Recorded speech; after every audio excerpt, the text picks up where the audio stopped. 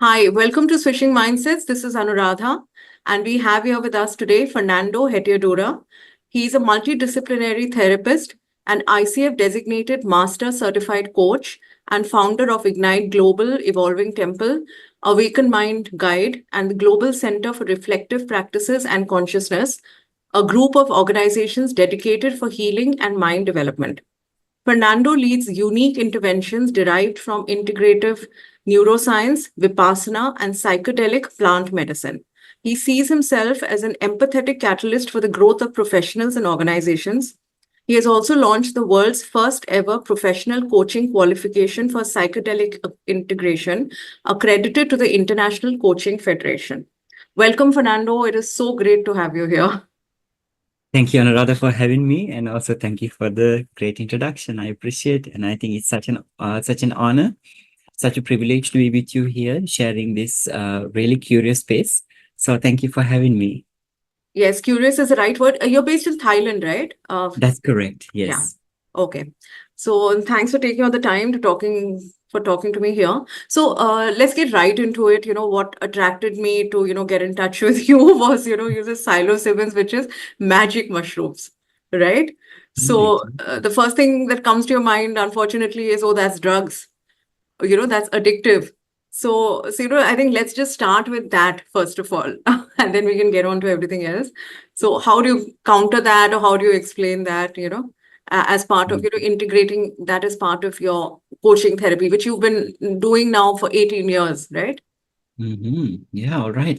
I think I'm actually really grateful for this question because it's important that we approach these conversations with highest accountability in terms of how we um, share powerful knowledge while guiding our audiences in the right direction. So let's say as we begin this conversation that our intention here is to educate and harm reduction. With that, so I would say, yes, you're right. Often people have heard about psychedelics as a drug. Uh, the reason being that it had been classified under narcotics during the time when US initiated war against drugs. So if I go back a little bit in time, I think there are many agendas in the world in systemic ways of thinking, including political systems, governments, and so on. And also, I think there's a lot of lack of knowledge, sometimes ignorance, agenda, and so on. So I think this is the reason why some of these extremely powerful plant substances have been categorized under narcotics. So when we use the word drug, of course, we could call a drug a narcotic, at the same time a medicine. So I would like to be very clear and mention that if you look at, for an example, to be more scientific, if you look at the drug harm index from the US, the independent committee, you notice that the drugs that we see often, like heroin or alcohol, in the index is about out of 100, around 70% and above. And then at the same time, if you notice the potential harm of magic mushrooms, psilocybin in this case, it's at the very bottom of the curve, which is about 6% in terms of it is harmfulness. Now, it's also important to understand what do we call by harmfulness here. So we know that anything that alters our mind, our brain, in other words, psychology and neurology of our brain, our nervous system, could be harmful. For an example, drinking and driving is something that we shouldn't do. Just like that, when we take magic mushrooms, it has certain effect on our brain, our psychology, that impairs us to do certain day-to-day things. So if we engage in things like driving, it might cause harm. So considering these elements, there is a certain level of impairment that happens in our brain. At the same time, however, it's not as harmful as other narcotics that we know of, like heroin or even alcohol for that matter, which is the most commonly available substance, and then a legal substance, let's say. And then I would also say that certain plant psychedelic medicines have been thoroughly researched, and I'm very happy to share with you that with responsibility, based on the research that came out recently from Imperial College London, now it is scientifically concluded and confirmed that psilocybin is not addictive. It is not an addictive substance, and I'm sharing this with full responsibility. All right. So I would say that's how I would like to really address it. And also, I think there's another important element that I need to add, especially considering I'm a practitioner in this space, which is that if you look at any powerful resource that we have access to, let's begin with the sun, let's begin with the ocean. So if we are exposed to the sun in the wrong way, at the wrong place, wrong time, it can be harmful. But at the same time, sun is our life force on Earth. All the plants, all the animals are alive thanks to the sun. And if you look at the water forces, like the oceans, like the beautiful streams and the lakes that we have, they are extremely important and valuable for our life in terms of sustaining life itself. But at the same time, if we use it in the wrong way, wrong place, falling into water, will also cause death. So just like that, any powerful resource that we can access will always have both sides of possibilities, either affecting us negatively and also at the same time impacting us positively. So it's not uncommon to psychedelics as well. So I would say even psilocybin, magic mushrooms, taken in the wrong setting without the right preparation, right integration and care, can also be dangerous. So it's important that we access it with the right knowledge, right care, certain setting and integration. Yes, thank you, Fernando. So it has to be done in a guided way. I mean, one can't just sit in a room and say, let's try it out. So, you know, yeah. So tell me your own experience. You said that, you've written that, this is a magic pill and you just discovered it in your backyard. So how did you, come upon this? All right. So again, once again, I think these words I need to approach very, very responsibly. I actually hold um, the beauty of this experience. So I like to use the word magic pill. At the same time, I think many of us have definitions of words, and I think that's something interesting that we need to also understand. We do have our own perceptions, understanding, and definitions to specific words.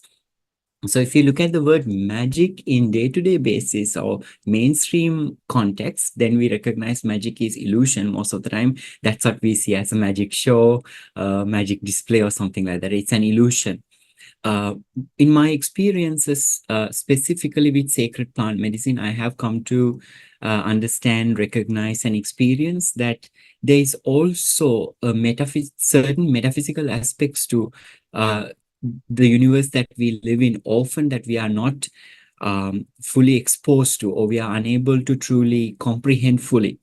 So in my experience, I would say that there are certain elements that for us human beings go beyond our understanding and awareness, and it creates impact in ourselves in a way that the human words cannot describe or our modern science cannot describe. To me, this is what I actually call magic.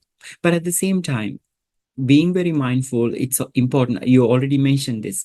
It's important that before we use a specific plant medicine, we become aware of scientific studies, because it helps us to create a gauge in understanding how safely we can use them. Because when I am especially speaking about this, I'm not talking about it myself using it. I'm talking about using it for healing of other people. So speaking as a practitioner, it is very important that we have as much information, evidence, and study research as possible to become aware first to begin with. And then based on our preliminary understanding and experiencing this. And so when we say magic, sometimes I would consider it as mostly seen from a positive perspective, like magical, magic. But at the same time, which is also relating to our previous exploration, I think there are risks in using these medicines. So for an example, magic mushroom could catalyze extreme anxiety during the experience. It could also elevate the trauma responses. If someone recalled a specific trauma which may have been disassociated or forgotten for a long time, if it showed up during the application, which is often called a ceremony, a psilocybin ceremony or a psychedelic ceremony, if it came out, the person could become extremely frightened. And also, we will continue to discuss that we don't have the full control of our conscious brain during an experience like this. So it can be even more challenging, especially if the set is wrong, like the setting, what is it like, where you take the experience, where you go through the experience, who is supporting you, assisting you. Does this person know how to handle a situation like an intense experience like that? So it's really very, very important to make sure, although we could address this as a magical possibility, there need to be the right precautions, right set and setting, right guidance. And also, once again, the last, I think, to add here, this, considering it as a magical pill, I would say that the magic of the experience doesn't necessarily come from the mushroom itself. Actually, the magic exists in our mind. In other words, the healing, the self-healing capacity, awareness exists in our own mind. So what these plant substances do is enable that magical possibility that is within ourselves, to access that magical possibility within ourselves. So in order for us to be able to maximize that experience, it's important that we have a specific protocol in preparation towards the experience, knowing what is going to happen and how do we prepare ourselves, what kind of intention we set, and then going through the experience in the right setting with the right guidance, right, with the right practitioner. And then most importantly, this quite abstract experience, putting it into reality of empowering self.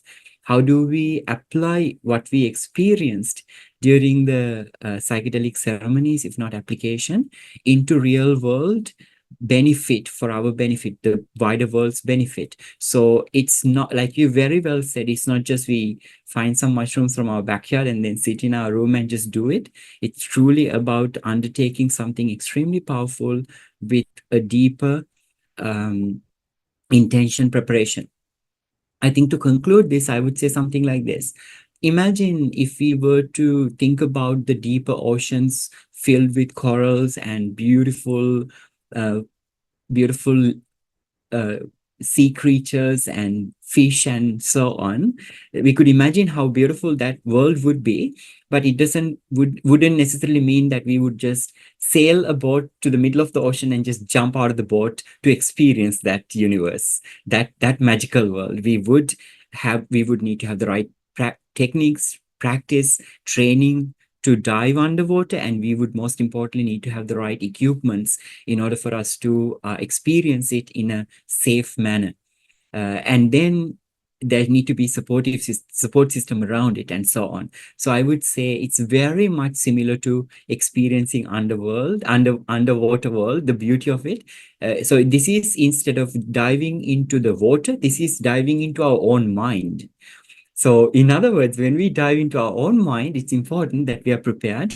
There's a safety protocol support around, and then we also know how to derive development from that experience. So it's not something that need to be taken lightly. And maybe, Anuradha, with that, I would also like to add that often most practitioners who are in this space are very pro-legalizing towards these substances. If you ask me, I am not necessarily an advocate of advocating in a way that this medicine need to be widely available to anyone and everyone, whom you should be able to go buy it just off the counter anywhere.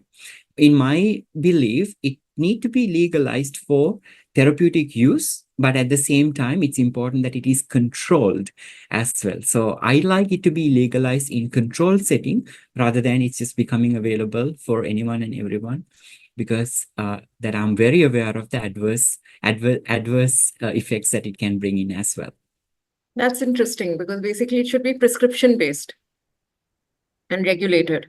Yeah. That's what I would say. Yeah. At least until we have, I think there's still somewhat limited research, limited understanding. We are still to really learn about these substances since it has been illegal for a very long time. Unfortunately, the modern science has had fewer opportunities to learn it. But now many countries, like including Thailand, is legalizing it for medicine and research purposes. I think we have lots of opportunities. So in order to come to conclusions of how far it needs to be regulated, prescribed, legalized, is still somewhat an area that we are still gaining more knowledge. So I believe in the next few decades, we will have a much better understanding how they need to be controlled as well. Yeah, a lot of exciting things ahead. Very true. Yeah. So, Fernando, I'm just quoting from the write-up on your site. You said that, it helps clients break free from cognitive distortions, blind spots, and default mode network neural paths. So, for listeners, can you explain, what we are fighting against? What do we mean when we say the default mode network? Oh, excellent. I love this question. Thank you. And it's also a fundamental question I believe that we as human beings need to ask ourselves. So thank you for the space, Anuradha. Well, in very short, default mode network is you. In other words, sense of self, each and every one of us. Like if you come to think of it, if I really simplify it, just imagine a little child being born, just a newborn baby. The baby has inherited genetic material from mother and father. Their parents inherited this material from their parents, or in other words, ancestry. So through all the ancestors have been giving, contributing their genetics to the next generation. And that's how the life comes to be. So when we were just born, we were just that genetic material and our experiences within our mom's womb, her environment, her emotions, what she ate, and so on. So when we were just born, we are some genetic material and very limited experiences. Now, when you were first born, your parents or someone who loves you very much decided to call you Anuradha, but you were not born with a name as such. And then that name gave you a sense of self to begin with. And then your family members, if they practiced a specific religion, certain traditions, the way we have access to food sources and the school that we went to, the friends we made, our social circle, we started building this identity for ourselves. So if we look at default mode network is a series of brain regions in our brain and connected to our nervous system as well. And they are linked. So it's not just one single part. There are different parts of our brain that are linked to create this sense of self that we started building from the moment we were conceived and we grew up with. So whoever we call, like for an example, you introduced me earlier. So you said Fernando is this, all that. So that is all actually really, it's really more than me, myself. These are my experiences, my associations.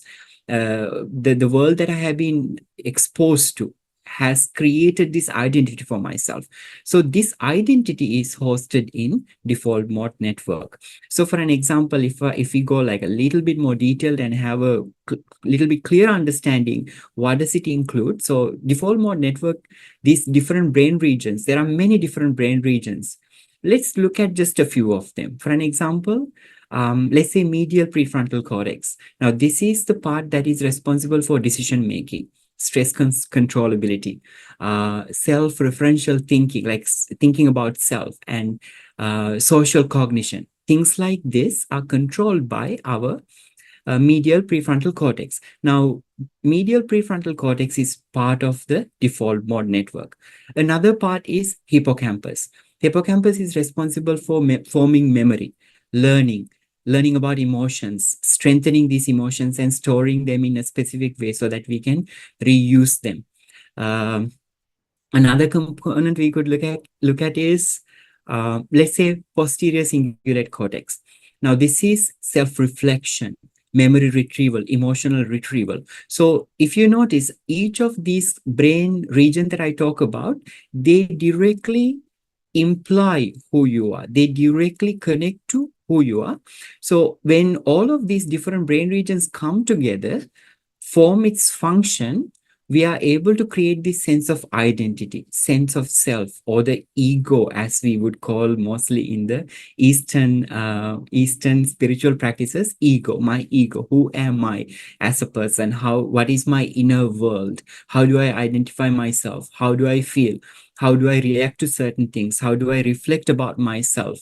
What do I know about as myself? So this is what we call default mode network. And to kind of conclude this sharing a little bit, now all those other things that I mentioned, like it helps us to heal from strong conditioning, if not, let's say, certain traumatic experiences, adversities we have been through growing up. Often these things that happen to us, like even certain social beliefs, cultural conditioning, these are not necessarily, they don't necessarily need to be always positive. They don't necessarily need to be always serving a person.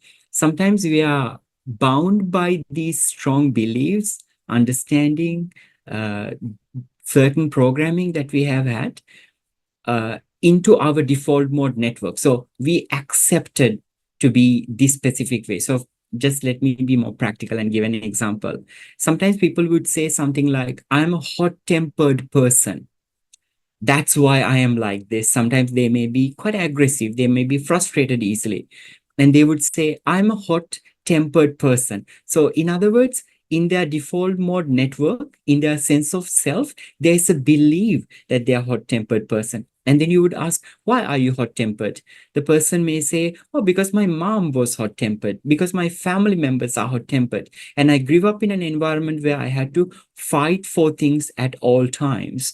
For that, I need this hot-temperedness, and it's important to me. So if that's important to them, if they want to be hot-tempered, that's not a problem. We don't see people as that there's something to fix. But if someone noticed themselves being hot-tempered and they said, I want to be more relaxed, I want to be more calm, I don't want to react to things with this hot-temperedness, I would rather like to look at life in a more relaxed manner and not to be triggered, not to be easily frustrated, then that is someone who is willing to look at their default mode network, if not sense of self, and recognize that this specific hot-temperedness might be related to a trauma that you have experienced. Maybe it's a cultural conditioning around your family. Everyone is like that. So you thought you had to be like that too. But what do you really want to do? So there are opportunities for us when we truly recognize that there's a sense of self that is constructed in our mind as a result of our nervous system and brain. We can work on them. We can decide to change this identity. We are able to reform our sense of self, if not ego, when we go through a therapeutic process, a deeper awareness, so that we are able to uh, not be controlled by our own programming and this culturally inflicted, so socially inflicted, traumatically implied certain behaviors, thinking, and emotion. We can change them to be something that serves us better, something that we want to be. Because when we were born as a little child, we had no control over forming our own identity.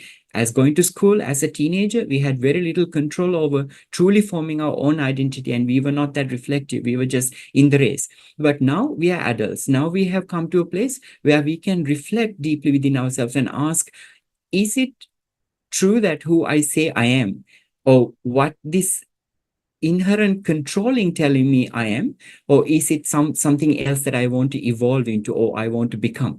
So I think this is the advantage of truly understanding default mode network at a deeper level, because it enables us to not to have a fixed mindset thinking, this is who I am, I cannot change, I will always be like this. Rather, it gives us an opportunity to evolve further into what serves us to become who we truly are in our own deepest essence. Yeah, so Fernando, this question comes to my mind that, are we discovering who we really truly are, or like you said that, we can make ourselves who we want to be, we can create a version of ourselves. So do we also get deeper and discover who we really are intrinsically? I think this is a really interesting philosophical question, like a much, much deeper question, Yes, Anuradha, yes. I just went right? philosophical, I know. I don't mind. I actually really love this question. I think it's both. I think it's both. The reason, this is my absolutely personal opinion. The reason is that if you truly, if you may have noticed these things maybe on social media, because we have access to a lot of information nowadays. If you truly bring a child, and if you put few children together and ask them to play together, they will clearly treat pretty much every child in that environment as similars, like skin color, languages they would speak. There's this innate goodness in us as human beings.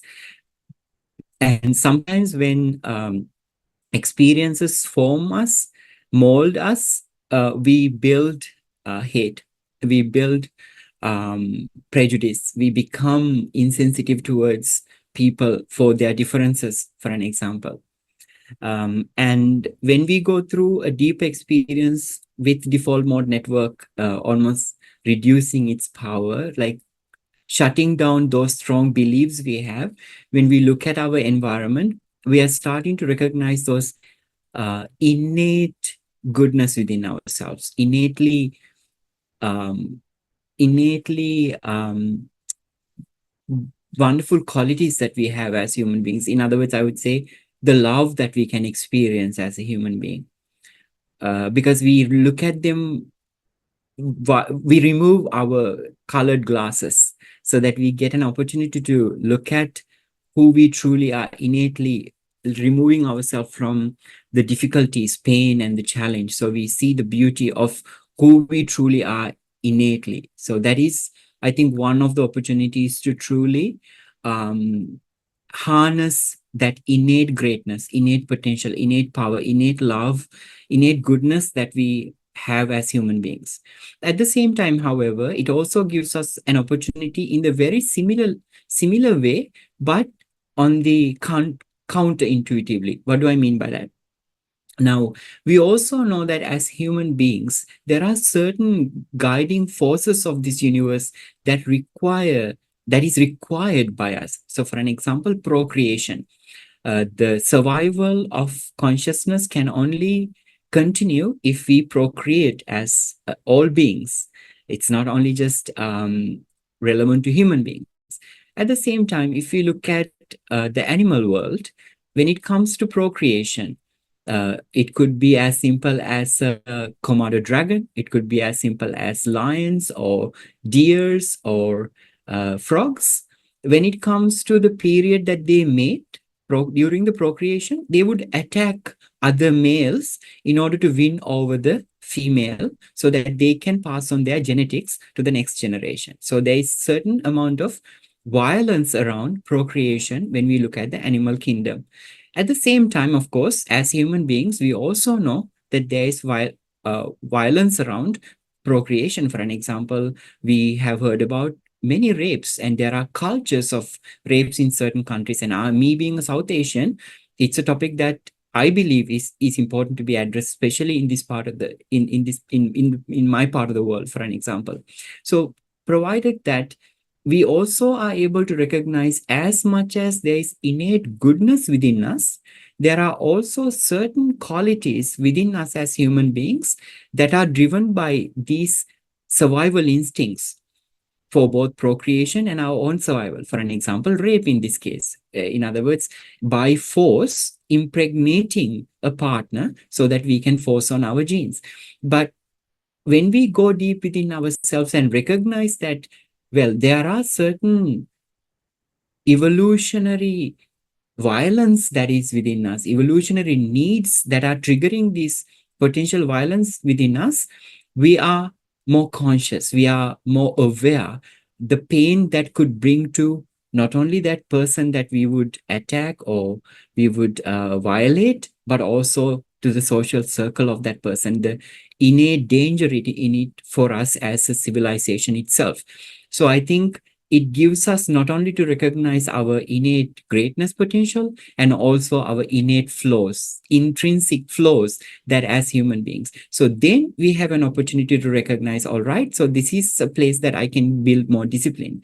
I can build more emotional regulation. So it provides us then a way to live more harmoniously with our humanness, our natureness, if I may use the word nature. Like we are part of nature. At the same time, we don't need to be driven by those um, uh, certain triggers, if not certain ways how we are being controlled, because we are part of being human beings and also being part of the nature.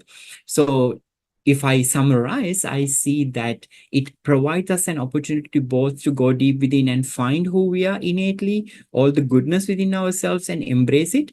At the same time, to recognize that there are certain aspects of our behavior, our thinking, our feeling that can also be altered or can be harnessed in a way that it would be for the betterment of self, the communities we live in, the people we love, and also our world at large, I would say, so that we wouldn't see all the wars that are happening right now if we had deeper awareness within ourselves. Yeah. Absolutely. So now from a spiritual question, I'll get to a completely clickbait question, as you say. So, Yes. like I remember in your session also, and otherwise,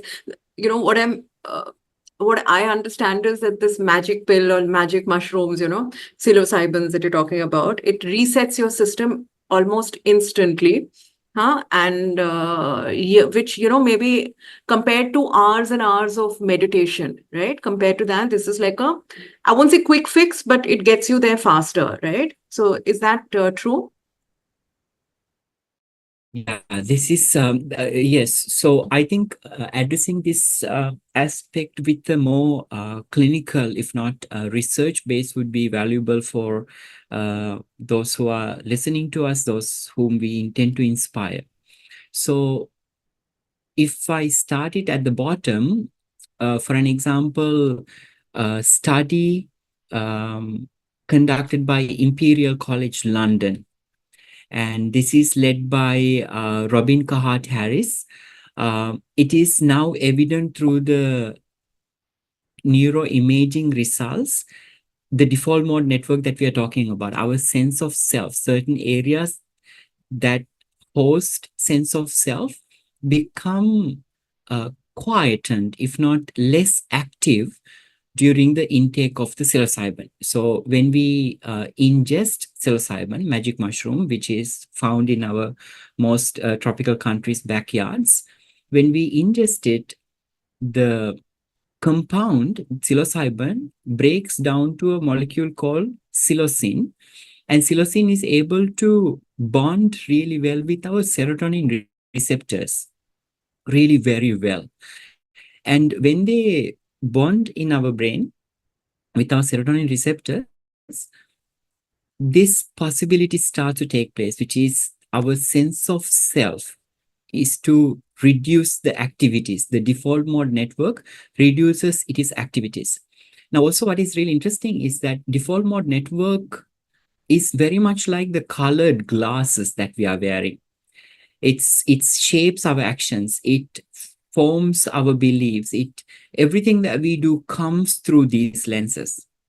And it is absolutely very important because everything that we learn from the moment we were born up until now enable us to survive, be safe, and to operate in a specific way in the world, build relationships, and to have a strong sense of who we are and how we interact with our environment.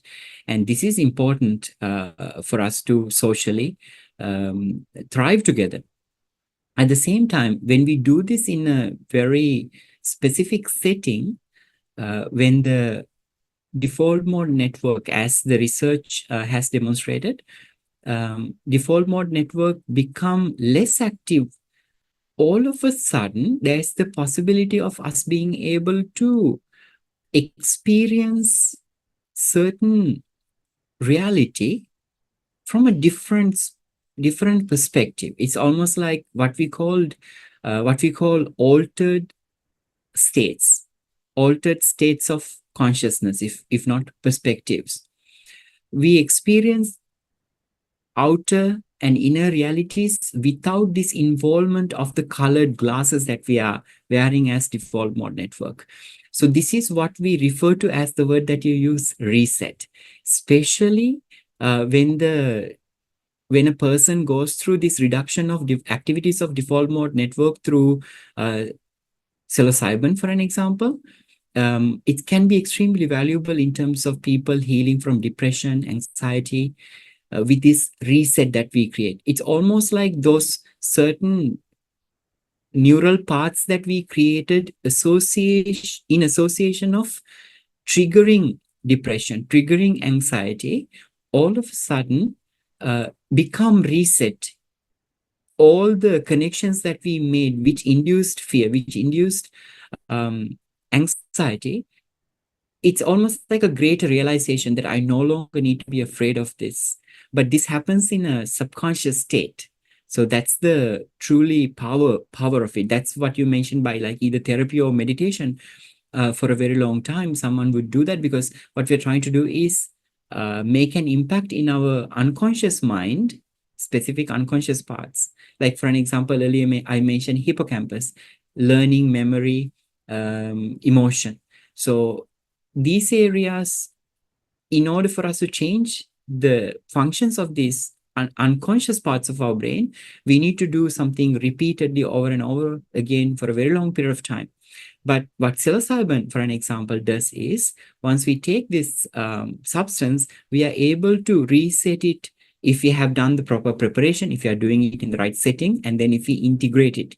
It provides us that rapid development. Usually, like if I speak of the another study, which is the John Hopkins study, which is also quite very powerful. And this is led by Roland Griffiths, for an example. Now, I have some, in fact, numbers in front of me. So the depression study, after 1 month follow-up, we find the people who were clinically depressed all their life, 70% clinically significant improvement. 70%. So we are talking about people who have been through psychotherapy for like 15 to 20 years, and they have almost haven't been able to improve. They just manage their symptoms during the therapeutic process. And then about 50% of the people, full remission into normal mental health. So now earlier we brought up the word magic pill, right? So without really taking it out of context, if you look at someone who has been through 15 to 20 years of psychotherapy, worked very hard to overcome these difficulties, after one induction of psilocybin, and in this specific study, if I'm not mistaken, 11 sessions, 11 therapy sessions, and one psilocybin session, so actual ingestion session, bring 50% of the people who go through the experience fully remission to normal mental health. For me, this is quite magical. This is quite miraculous, considering looking at it from a practical perspective without really getting stuck in technical terms or looking at it cynically. And then if you look at the cancer study, one of the things people mostly suffer or really go into is this anxiety of dying. And losing. It's really not about dying. It's really about people around them, the loved ones, and so on. So people experience very heightened anxiety once they're diagnosed with cancer. So the same study from John Hopkins, we find 80% of the people who go through this after 6 months follow-up, they have decreased depression and anxiety in them. 67% of the people to about 70% of the people say that it's the most spiritually meaningful or the most meaningful experience of their life. Now, it's important that we ask them then, what is this meaningful experience?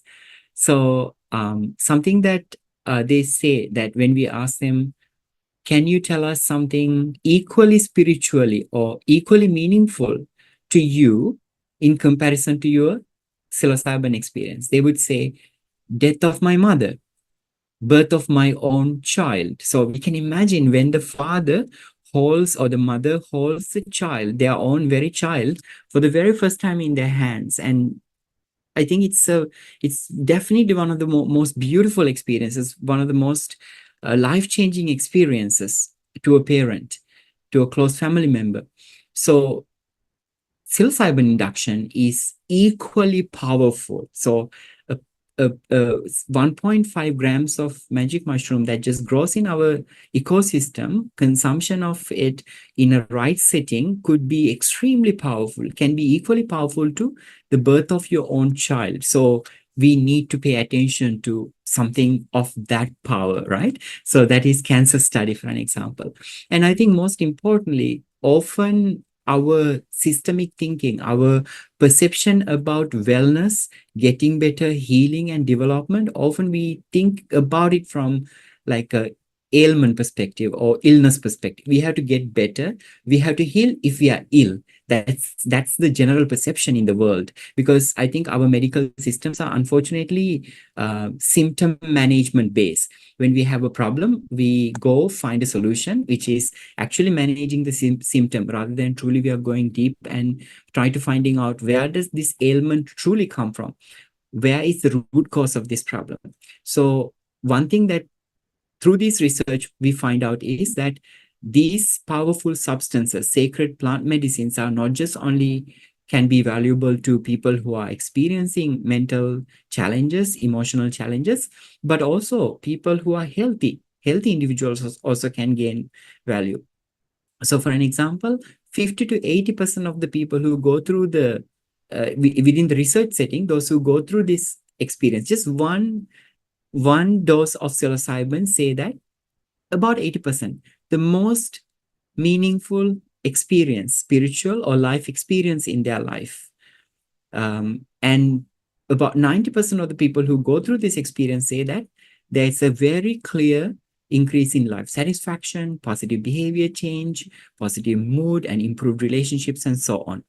So although there's a long way to go and so much research that needs to take place, even the existing research provide us truly quite remarkable. I mean, I'm using the word remarkable with responsibility, because no other research on psychotherapy or any other intervention has clinically revealed the level of healing powers, level of impact that psychedelics enable. So it's something that we need to truly consider seriously, because when we look at in 2024, as we are recording this, when we look at the world, we see how much suffering that is happening and how much imbalance that is there. So we are like, I am from Sri Lanka. When I look at Sri Lanka, for an example, I can see that the PTSD, the complex post-traumatic stress disorder, in many people, majority of the population of the country. So that is contributing to every aspect of the people of my own country, the socio-economic relationships, the growth of the company, growth of the country, and so on.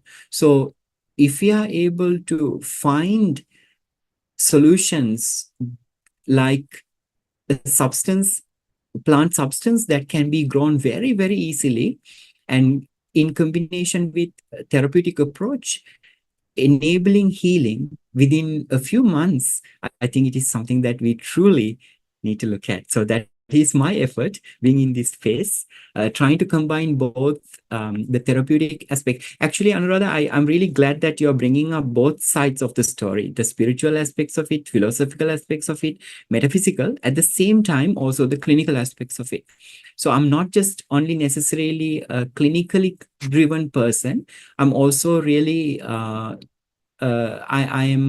make sure that I'm also metaphysically aligned, spiritually aligned when I approach these powerful possibilities. I think in combination is when we are able to create the maximum impact for those who are seeking healing through these medicines. And that's the right balance as well. So yes, important to know the clinical studies, at the same time, the metaphysical possibilities as well. Absolutely. And what you said, it's not just somebody who looks ill on the outside. It's something, that is applicable for everybody, because in the world today, everybody's suffering from some level of stress, anxiety, etc. Right? So everybody needs that intervention at some level.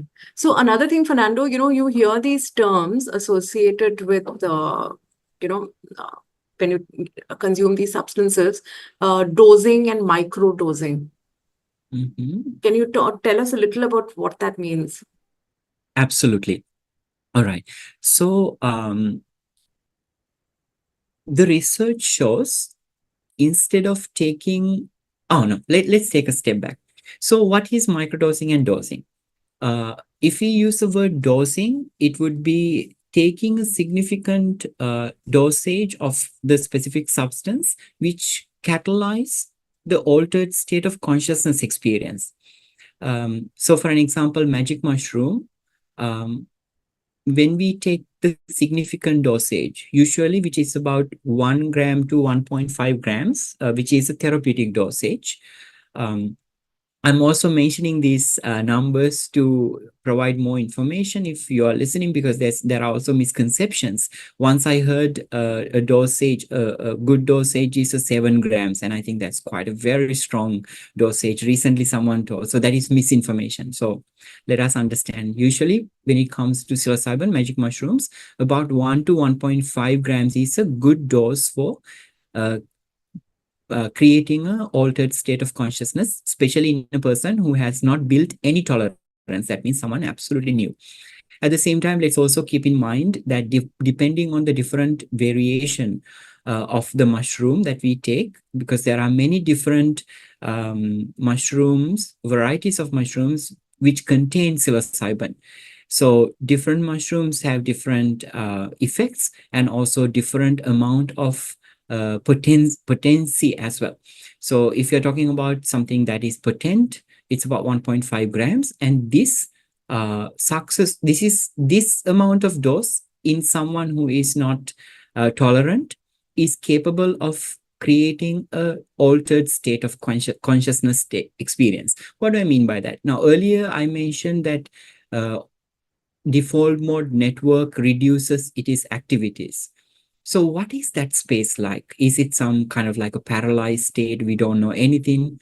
Not the case. So once we kind of disassociate from our own self, most psychedelics are dissociative substances. So it enables us to disassociate from our sense of self and then experience ourselves within, also our external world, in abstract ways. I think the best way to say is abstract. And you know that when we say the word magic mushroom, another name for magic mushroom is also hallucinogenic mushroom, hallucinations. So hallucination is something that is a construct of our mind. That's how we approach it, right? So it's a construct of our mind that is different from our normal reality.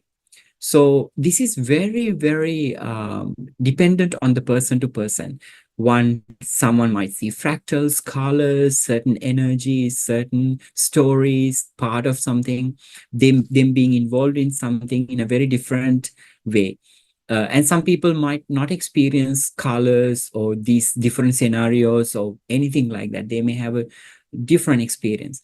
So this catalyzing this specific experience usually is done with the dose, the appropriate dose.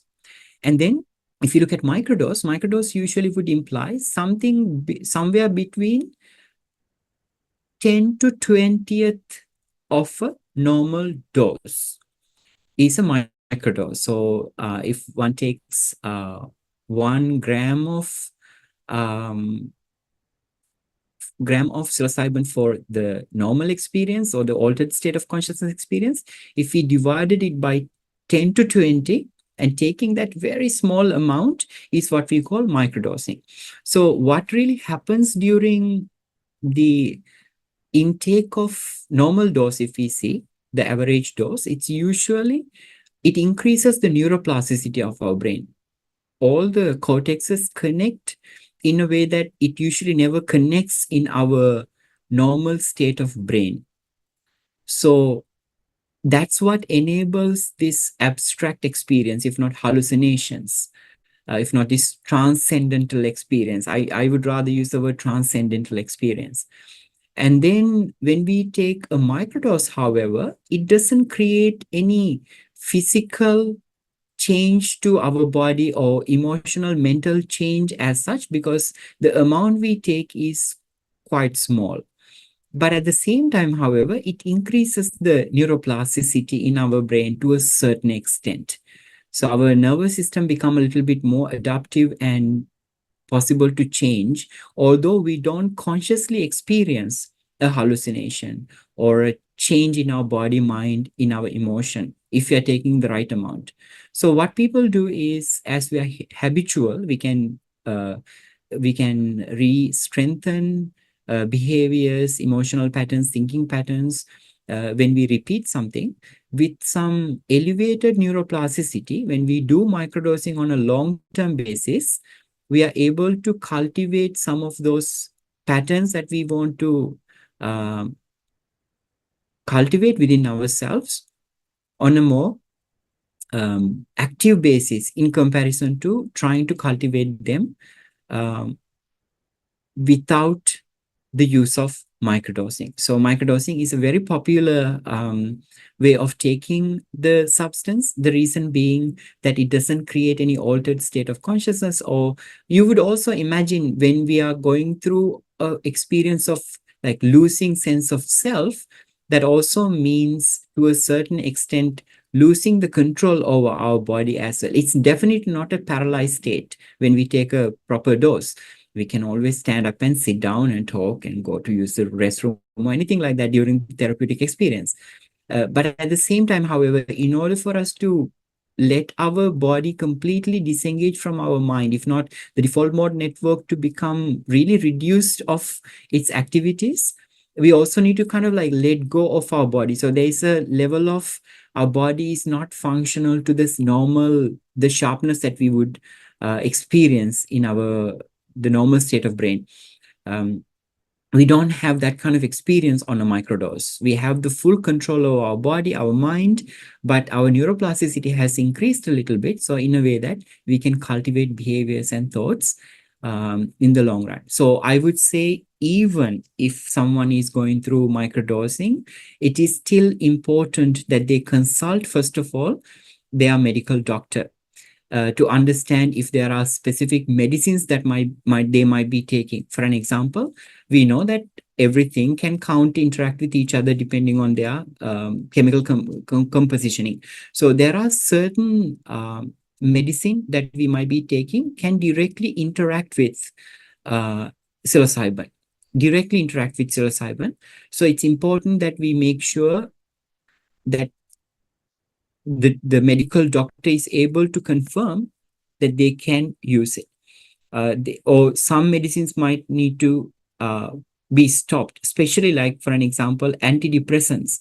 If you are taking antidepressants, it would require potentially to stop taking antidepressants before they start microdosing. So the number one step, if someone wants to do microdosing or work with a therapist or a practitioner who is providing psilocybin assisted coaching or therapy, to first see the medical doctor and take their opinion. And then they would require to do some mental health screening. Most of the licensed practitioners or trained certified practitioners are able to deliver these screening processes to recognize if there is any harm or danger in one undergoing either the full experience or even microdosing. Once through those screening processes, they are clear that one can undertake the journey, then they are well prepared. But at the same time, however, it is not advised for one person to take it all by themselves. Even if someone is going through microdosing, it's important that we work with a practitioner who understands the medicine, who understands the neuroplasticity and how to truly impactfully, safely integrate the microdosing experience as well. So throughout the journey, from the starting before starting, and then after beginning, and then all the way until they complete the entire regimen. And there are also many different ways of taking microdosing even. Like for an example, there are some protocols where you take every other day, some protocols every day.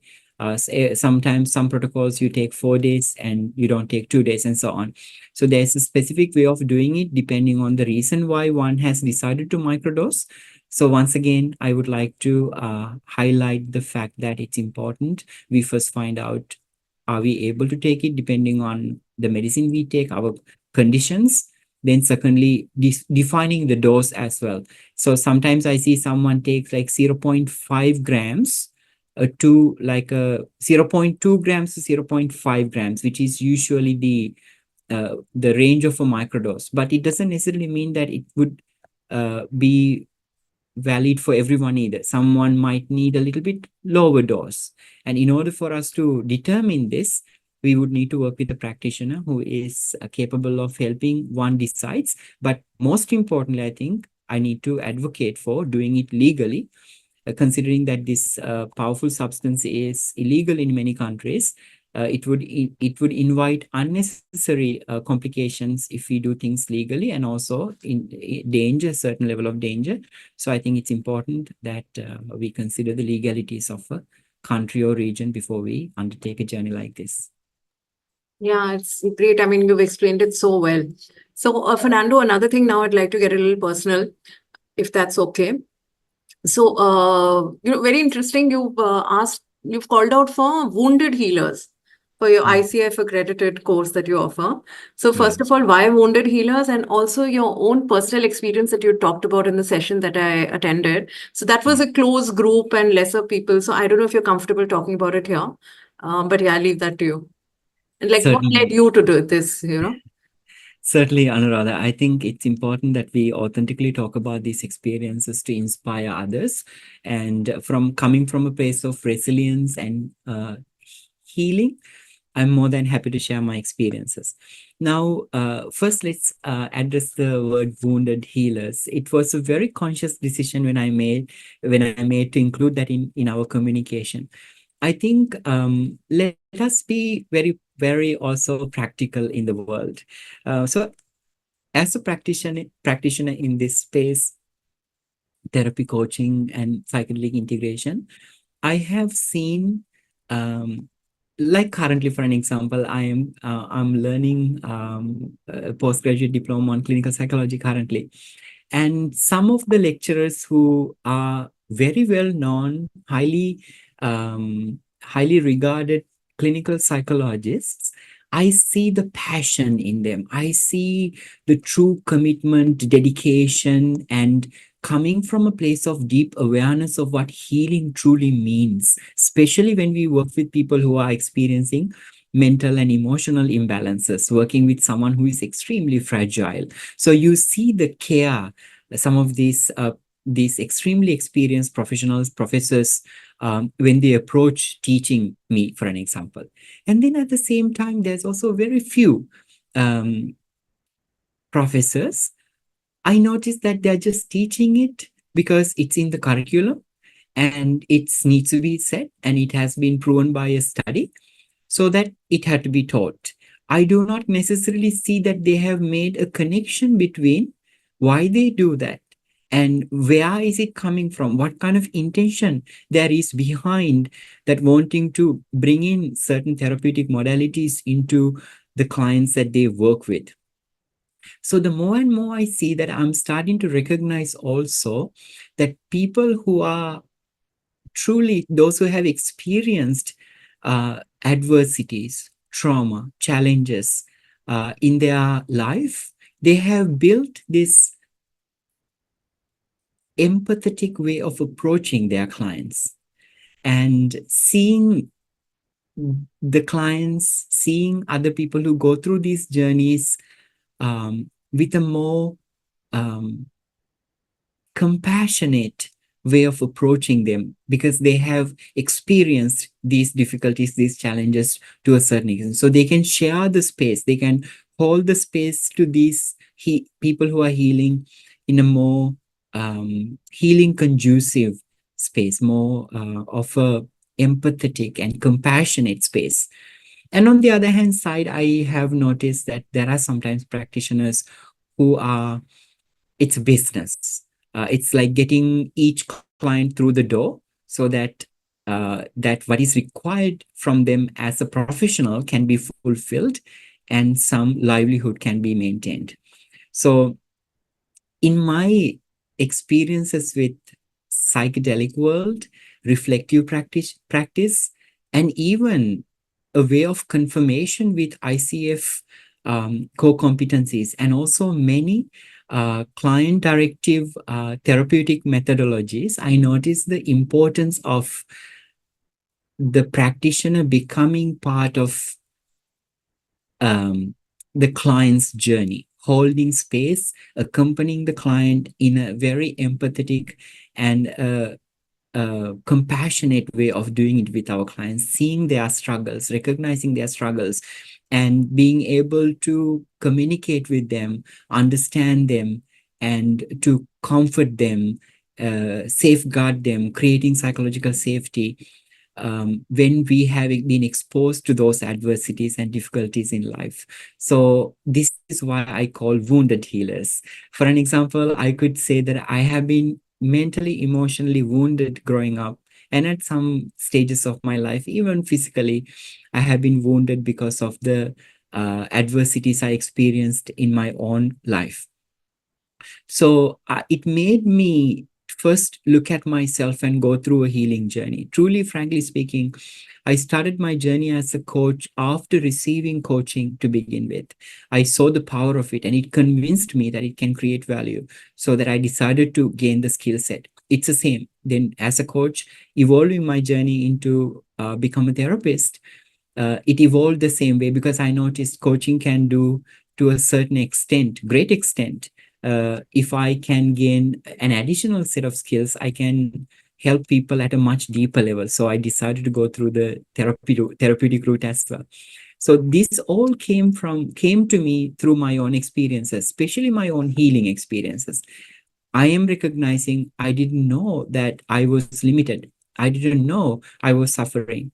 I didn't know that I didn't know that I didn't know. So when I was exposed to the healing, when I exposed the development, when I accessed the deeper levels of peace, abundance, love, nurturing, caring, first myself and people around me, I thought it's extremely valuable to people who have experienced these deep adversities, because they are driven from a place of learning, knowing, experience, commitment, passion. I'm not saying people who haven't exposed to trauma or adversities can't be empathetic or sympathetic or compassionate. What I mean is that the people who have experienced these adversities truly understand the depth of the suffering, depth of difficulties, challenges, so that we can be more of we can step into this space as a healer or someone who guides other healers in a more meaningful with depth. My own experiences, if I'm just to add a little bit, so I come from a background that my parents did their best. I grew up in poverty. I grew up in emotional trauma, generational trauma. My parents also deeply not knowing that some of the things that they may have done to me and my sister, for an example, as a child, they did it with their best interest, knowing that's going to help us. But unfortunately, they had many adverse effects. And I was also bullied growing up. So I belong to the LGBTQA community. And growing up in Southeast Asia, like 25 to 30 years ago, I was very severely, both mentally, emotionally, and also physically assaulted very strongly growing up. And then as an adolescent, I was severely assaulted as well. And of course, I had an uncle who tragically lost his life by falling into a well, and finding out days after, I found I walked up to one of my other uncles whose hand was amputated. Uh, he was dead. I found him on his deathbed. So many incidents that I can look back and recognize that I have been through as traumatic. And also, most interestingly, my parents were unwell as I was growing into the adolescence. So my sister was being educated. So I had to quite literally take the responsibility for my family. I had to be away from my family at a very young age. I had to do several jobs as a youngster while managing my studies, educating my sister, providing everything for my family. Now, I'm saying all of these things with much resilience and so much love. Even my parents, they have been through these treatments with me. We have held hands together very closely, and they now recognize and they know, and they are even more loving and caring. And we have such a beautiful relationship, of course, we have established. Now, in order for us to be able to do that, in order for us to heal as a family, and for me to heal as an individual who has been through adversities, were enabled by my lifelong practice of reflection, working with a coach, working with a supervisor, working with a psychologist to the longest time, and then being able to access these powerful plant medicines, which created that change in me. Like I mentioned in the session that you attended, that I woke up after the first psilocybin integration session, and I thought that I was lightheaded. I felt this freedom, abundance in my mind because I did this treatment.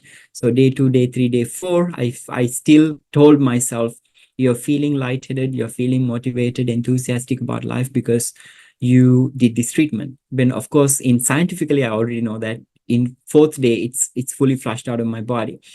And by the 7th day, I was still feeling the same marvel about life. I broke down into tears. I went down on my knees. The reason being, I recognized that this is how it is to be mentally healthy. This is how it is to feel the freedom in your own mind. Because I didn't know that I lived a life of anxiety and depression, which I also would like to say, in my deepest vulnerability as a practitioner, as a therapist or a coach, every time I served my clients, because I had this, I wasn't able to access this life of fulfillment. I felt like a hypocrite the longest time. And then afterwards, I went through these experiences and truly experienced that liberation from my own self, my own brain, my adversities, my challenges, my abuses, all of that, those things that have happened to me. It really truly convinced me that it is. So this is what I mean by magical. I do not necessarily take that word lightly. I take it very seriously because it is a magical possibility in my life to break away from. So this is how I actually really would like to conclude this sharing. There's illusion in this world, in this 3D reality, and then there's also real magic. And the illusion was the adversities I experienced, all those limitations that I experienced up until 30 plus years of my life. And then when I was able to break away from it, I started to see the world and my existence with a new light, different light, in a way that I could drop all those ropes, invisible chains, and the wounds that I was suffering from, all those invisible things, and then take that step forward and feel the lightness, feel true love, and be able to be truly kind to myself. I think that's what this experience enabled me at the bottom line. Like it just helped me to be able to truly, truly, deeply love myself like I have never done, like I have never known that I could love myself so deeply. Yeah, so it brought, like, it was a simple truth that I found out through this whole experience. I found out that the one that needs to be loved the most is just the one that is in front of the mirror. That's yourself. And when we can deeply, deeply, truly love ourselves for all who we are, then we can just easily turn around and love anyone in our life, even a stranger, even someone who has done bad to you. You look at them and you recognize, oh my goodness, this person is suffering. If you love yourself so deeply, you can love this person because you just see now this person for the suffering that you have experienced. Because I think I have been wounded, and I was able to heal myself. I can approach my clients, people I work with with more kind, compassion, love that I would like that I can exude in my approaches. So that's why I think that I call wounded healers, because they understand, it makes sense to them, and they know what it takes to go through the experience, and they also know what it takes to heal and to love themselves so deeply so that they can love others. Yeah, thank you, Fernando, for sharing. And yeah, we need to be kind to ourselves first. That's a very good lesson. Anything else you'd like to add, Fernando?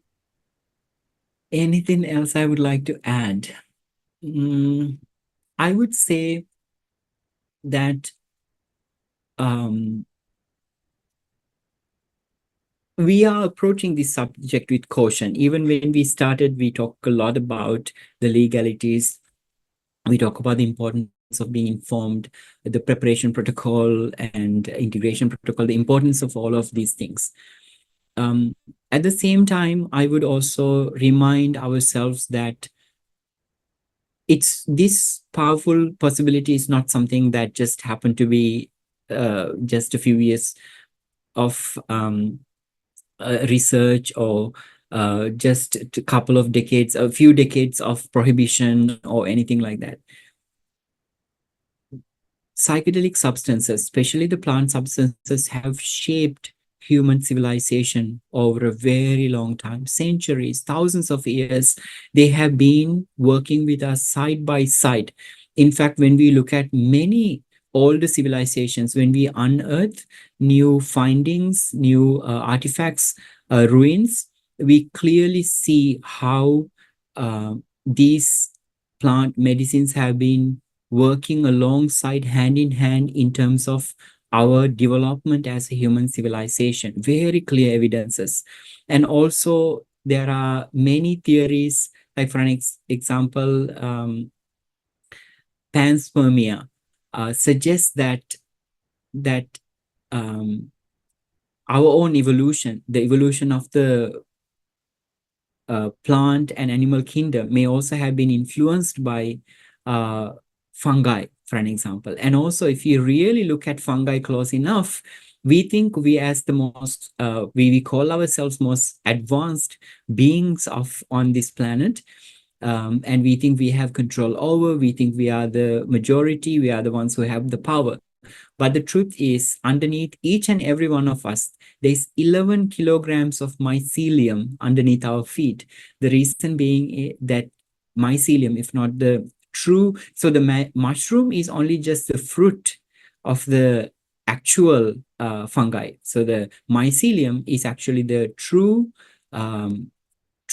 being, or the true organism, which is underneath of the earth, we don't see, and it recycles everything on earth, every living thing, whether it is animals or plants, anything that dies. We need mycelium, we need fungi to truly recycle. Otherwise, there will be piles of dead bodies and all the dead plants on earth if there were no fungi. And now we know very clearly, fungi is the most dominant and the biggest ecosystem of our earth. It connects plants from one plant to the other. It helps plants to communicate with each other. It diverts nutrients from one plant to the other. It diverts water from one plant to the other. And also, when we consume, it connects us to some larger truths that we as human beings, cerebrally, if not, our conscious mind is not aware of. So I would say, while we approach something extremely powerful that is just within our vicinities, within our approach, we sometimes either become very ignorant towards them because it is illegal, there's stigma around it, and so on. So there may be many reasons, or maybe there's our own fear controlling us to approach those things. But I think it's really very important that we keep in mind a balance between stigma, legalities, and the difficulties, challenges around utilizing these medicines, and also keep in mind that there's huge benefits. There are many clear benefits that bring to us, not just only in terms of personal healing, just individual healing, I think it also has capacity to act as a wave of domino effect to bring some level of wider peace into the world as well, because I have never seen someone who went through an experience with psilocybin, for an example, psychedelic plants, come out and become arrogant or become greedy or become non-useful to the society. Everyone I have seen, they become more compassionate, more loving. They have a deeper understanding about themselves. They start loving each other. So I believe it has a huge potential for us as human civilization. If we look back, because of fear, because of we didn't understand better. It's almost like I could just use this simple example. Now, imagine, Anuradha, you, right? You go into a place and there are many people of color, and you find them all tied up to something. They're tied up, they're chained up, and they were not given food on a table with the other people. And how devastating would that be for you to see human beings treated like that? But it's not something that hasn't happened when we look at the human history. Not long ago, people were in that situation. All human beings of color experienced that. Now, if we time travel, we will feel devastated. Right now, that's exactly how I feel about psychedelics. I feel truly devastated because knowing, as a mental health care professional, knowing how many people are struggling around the world because they don't have access to the treatment, which can be easily accessible, which can be easily curated, they are struggling because of the bureaucracy, the agenda, the controlling, the systemic inequality, and all of those things that we experience. So my heart is broken, truly speaking. When I look at so many people who are suffering, my heart is truly broken. So I feel like that I'm almost helpless in many ways. So this is also why I said that this platform is a huge opportunity for me to be able to share this message and say that people, let's be open-minded. If you're curious, bring your curiosity and learn with an open mind. And remember that every powerful resource has both a positive and negative impact effect. But it's important that we, in 2024, pay attention and recognize with open mind what can be done, how systemic problems, larger problems that we're experiencing in the world could have a domino effect of a solution, if you're tolerant enough, if you're open enough, if you're curious enough. Yes, I think we need to conquer our own default mode network, our conditioning when it comes to That's this. exactly. Yeah. Yeah, you put it beautifully. Yeah. Thank you, Fernando. This has been truly enlightening. Thank you, Anuradha. Thank you so much for the space for me to share these deep insights and also my passion. So I really appreciate. And if anyone who's watching us is inspired now, I think we have achieved our goal. Thank you. Absolutely. Yeah.